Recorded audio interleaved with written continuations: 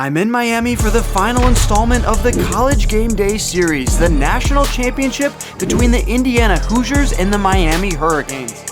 But first, we have the itch to play some high-stakes poker. Seminole Hard Rock in Hollywood, Florida has a high-action 25-50 live stream, and we're gonna jump in for a whopping $10,000. All the chips are in play tonight, and I even play one of the craziest sequences of events at a poker table, getting the ultimate revenge in a $20,000 pot against a tough opponent. So situation reversal, giving him an identical situation to what had just happened. John going for a big bet, and all of his chips are about to be heading over to Alexander Wolfgang. Even though $10,000 to me and you guys is probably a lot of money, it's all relative. My buddy John, who's sitting in seat 1, knocks over his rebuy chips, which are over $100,000. So we have to pause the stream for a second to pick up all those chips, and then we get into the first hand of the night when I look down at King Queen offsuit. I raise it up to $125, and Ite 3-bets me to $400. I decide to put in the call, and the flop comes Ace, King, Jack, Rainbow,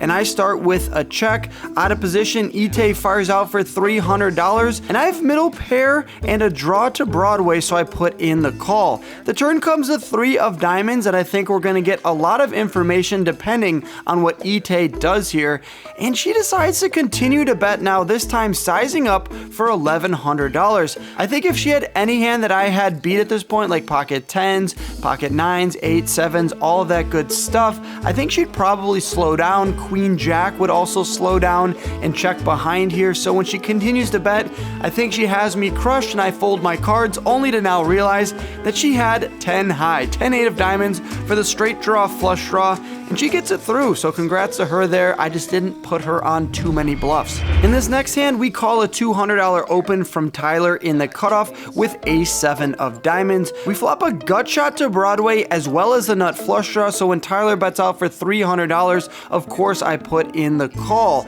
The turn comes a brick. It's the 5 of clubs, and I check it over to Tyler once again. He goes for another bet, this time $1,000, and like the logic in the last hand, I decide to let this hand go. I know I have the nut flush draw, but I just have ace high at the end of the day. I think he has a made hand, and I fold my cards only to now realize that we're 2 for 2 with bad reads. He had 7-4 offsuit. I guess that's the type of game that we are playing today, so let's get after it with Ace-3 of clubs, not wasting any time, and I decide to raise it up to $200 from the small blind. Alex puts in the call. We're going heads up out of position to a flop, which gives me 2 pair on an Ace-10 3-board Rainbow. I decided to bet out small here for $50, and the turn comes the Jack of diamonds. After I take a big yawn, obviously I'm very excited to have 2 pair in this hand, but I'm yawning for some reason. I decided to bet out for $300, and Alex calls once again. The river, now comes the 3 of spades. Bang, we have a full house.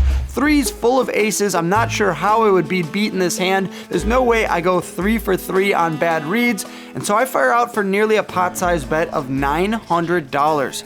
Alex goes into the tank here, and if you're watching his facial expressions, he's doing a lot of Hollywood here. A lot of emotion is being shown. I'm expecting to see a fold or a call. Wolfgang has shown a propensity let's do it. Let's go, look Alex. at this. Here we go.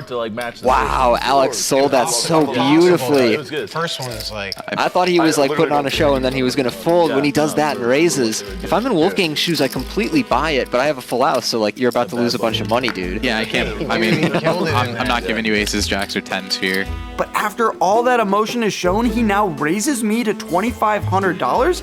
Kind of a gross spot here. He could easily have pocket 10s, maybe pocket jacks, which both have my 3s full of aces beat. So not the easiest spot here. I'm debating between calling and shoving, and ultimately decide to just call in case he has one of those 2 hands I mentioned. I'm not trying to cooler myself and put more money in a spot where he's only calling me with better. So after a little bit of a tank here, I decide to call, and we see the good news. He had 8-9 of clubs. So finally some good news news here. I'm taking it down with a full house and a nice $6,100 pot coming my way. Being in Miami playing high stakes poker, there's not too many things I'd rather do other than go to the national championship between Indiana and Miami. I even bought an Indiana jacket to blend in because our epic seats were in the Indiana section, but I definitely wasn't blending in for the entire game because I was sitting down playing online poker on Club WPT Gold. Remember to use promo code Wolfgang if you want to sign up for a bonus. I ended up making some money, and then we watched Indiana win the national championship 27-21. Thanks to Mendoza's Heisman-like performance, they capped off an incredible season, 16-0, a true David and Goliath story because their program has been terrible forever, but then they just win the national championship and shock the world. Hopefully they're good for years to come. And let's get back to the live stream. I'm up $2,000 on the session, and John opens up the button to $200. I decide to 3-bet out of the small blind to $700, and John puts in the call. The flop comes 9-6 deuce rainbow, and I fire out for $700, representing all of the overpairs. John puts in the call, and the turn now gives me top pair, which I'm stoked to see, the king of diamonds, and I slow down and check to protect a lot of my hands that don't have top pair, like ace queen, ace jack, ace 10. I'm obviously calling whatever John does here, so when he fires out for $1,100, I don't think too long about it before putting in the call. The river comes a 10 of diamonds, which isn't great because some diamond draws get there, as well as queen, jack, and pocket tens, so I check it over to John once again, looking to call a bet, but not expecting him to bet $9,225 into a $5,000 pot. It's nearly a 2x overbet shove, and I can't help but laugh and take a sip of my drink before deciding what to do. That's a really good bet, brother. I played my hand sort of weird, so I doubt you. Wolfgang in a bind. Weird. I doubt you have me exactly honed in here, but. Yeah, this is a really tough spot for Alex. He played his hand tricky on the turn. He kind of under-repped himself. John bet tiny on the turn, not representing a lot of strength. Let me just think about it for a second.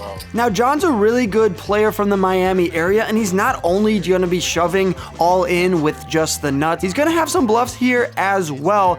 So I have to think about calling here with just my one pair, but at the end of the day, it's just such a big bet. I'm going to find a better spot, and I decide to fold my cards, going from up $2,000 to now stuck $775. Nolan King up $6,000, and Tyler throwing the party down nearly $6,000. Remember, to play online poker in the US, all you have to do is scan the QR code on your screen right now, or click the link in the description to make a free account. It only takes 1 minute, and you get 10 chips for free with your first purchase.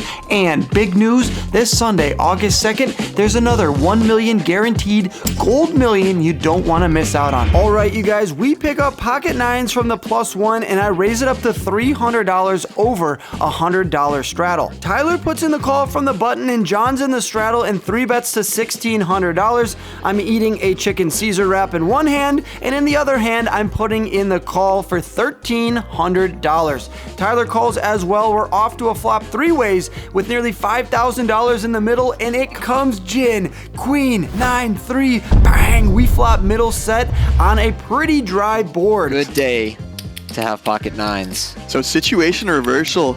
John with the ace king this time, but Wolfgang flops the set of nines on him. So John starts with a check. Action's on me. I'm in between two opponents, and I check as well. Tyler checks behind, and the turn comes the ace of clubs. I love that. Giving him an identical situation to what had just happened. Situation reversal. John going for a big bet, and all of his chips are about to be heading over to Alexander Wolfgang. The Uno reverse card for Wolfgang. Sure enough, great news. He fires out for $2,800, and now with Tyler behind me, I have an interesting spot. If I just call here, I'm giving Tyler a great price to call with a lot of draws, like the club draw, some straight draws, etc. But if I jam here, it's just super strong. I don't think anyone's gonna put me on a draw. Ultimately, I decide to play this one in a gamble kind of way and just call, inviting Tyler in. Luckily, he folds, and we are off to a river. The river completes the front door straight draw, bringing in Jack 10. John now slows down and checks, which is not great because I wanted him to just go all in. I would snap call him with a set.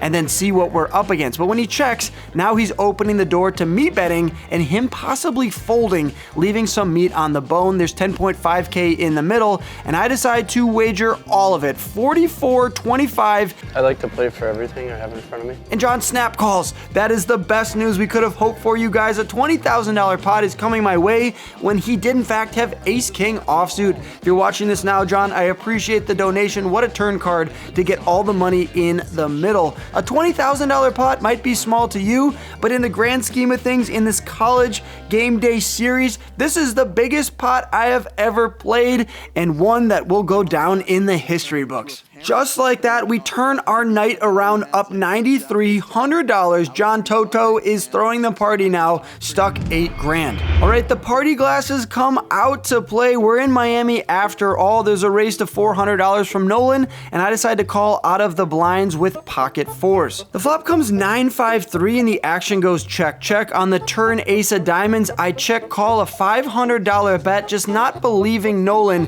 and the river comes a board pairing 5 of diamonds. I check again, and now he fires out for $1,000. I'm just not believing him here. Maybe he made an ace on the turn. Maybe he just has king high or some other random hands like jack 10, queen jack. So I'm up a bit of money. I'm playing with house money. I decide to put in the call and look like a gangster when I'm right, but I'm wrong. He has jack 9 of diamonds, made a pair on the flop, and decided to go for 2 streets of value. Did not put him on that hand. Kudos to him. That's why he's up piles in this game. After that last hand, you can see Nolan's up $7,500. I'm up stuck, up only $6,400. John and Alex and Joe and Tyler are all throwing the party, but as you can see here, stacks change quickly, especially when you pick up the ladies. Pocket queens, I give someone a nice firm handshake and then realize it's on me. It's time to put more chips in the middle. 150 is the wager, and we're gonna get called in one spot by Alex. And the flop comes king 7-4 with 2 clubs. Of course, there's always an overcard when you have kings, queens, and jacks. Why wouldn't there be? And I decide to fire out for $300 trying to figure out where I'm at in the hand. He gets sticky and puts in the call, and the turn comes a board pairing 7 of spades. The action goes check, check, and the river brings in another king. It's the king of spades this time, and I think this is a great spot to get called by just an ace high. There's kings and 7s out there, and usually when there's 2 pairs, a lot of people will go big and try to get people off of a chop. So let's do the same with pocket queens, which obviously beats most other hands. I fire out for $1,500, but unfortunately he does not have an ace or a queen high hand. Instead, he has pocket 6, which got counterfeit on the river and might have cost me a bit of money. In this next hand, you'll see some sides of me that I rarely pull out of the bag. I decide to limp in with king 10 offsuit, inducing a $300 raise. When the action comes back around to me, I now limp re-raise to $2,000. Usually you only see this with strong hands like aces, kings, queens, ace king suited, but I just had a read that other opponents were light, and I thought I could take this down with the limp re-raise. Unfortunately though, we're gonna get called in 2 spots, so that plan kind of went out of the window, and now we're playing a $6,000 pot on a monochrome board, queen 5-4 all clubs.